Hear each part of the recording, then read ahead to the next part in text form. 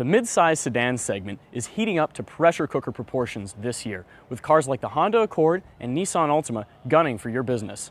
But Mazda is right there with them, debuting their 2014 Mazda6 sedan at the beginning of the year. The car gets the brand's new Kodo design language that we first saw on the Mazda CX-5 crossover.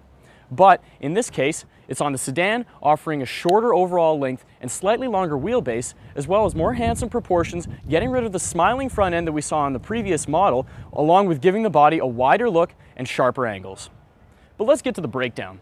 You'll get one engine option for now, a 2.5-liter Skyactiv 4-cylinder that makes 184 horsepower and 185 pound-feet of torque. Expect 26 miles per gallon in the city and 38 miles per gallon on the highway, or about an average combined 30 miles per gallon. Pricing stays close to the previous model, starting at $21,675 including delivery, and runs up to $30,290 also including delivery for the Grand Touring gas model. Inside, the car has a much more premium feel, more in line with what you would expect the brand's flagship to be. New standard equipment on the Touring model, which Mazda expects to sell the most of, comes with leatherette and a 5.8-inch infotainment screen as standard equipment. Mazda's Kodo design language carries through the inside of the car and looks a lot like the CX-5. In fact, it's almost identical.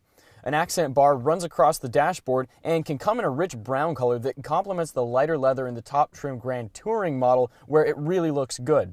You won't get that nice color accent in the lower trim levels, but you will get metal-looking bezels around the air vents and the shift knob and a few other places.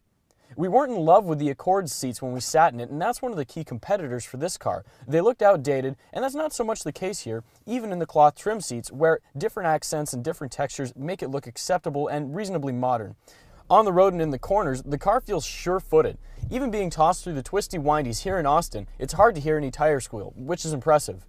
What's more impressive is how smooth and responsive the 6-speed automatic transmission is.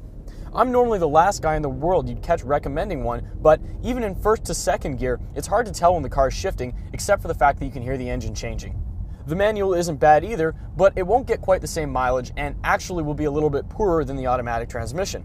Most people are going to end up buying the automatic anyway, and in this case, that's definitely a good thing, even from a driver's perspective.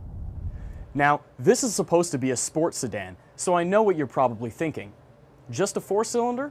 Where's the V6 option? Mazda decided to get rid of the V6 this year, and right now there's only the 2.5-liter Skyactiv gas engine available.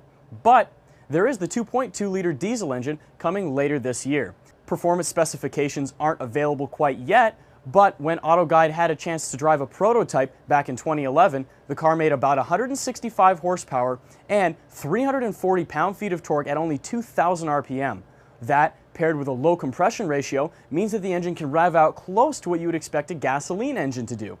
Earlier today, Mazda told us that it expects the most cross-shop vehicles against this car to be the Nissan Altima and the Honda Accord. After a day-long test drive going through the hills of Austin, Texas, that included both the manual and automatic transmissions, I can say with confidence that this car will at very least give some serious competition in the mid-size sedan segment.